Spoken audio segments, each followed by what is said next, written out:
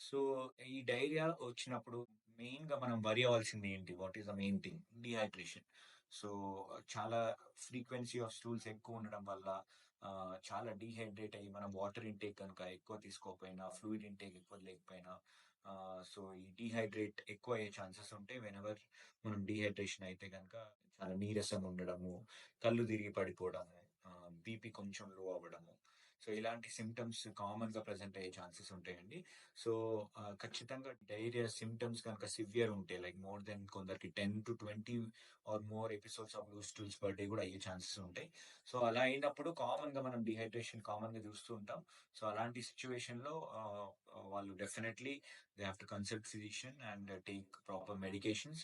వాళ్ళంతట వాళ్ళు ఓన్‌గా మెడికేషన్ కాకుండా take proper guidance hospital or clinic visit అయ్యి and take proper medications and the main most important part is hydration.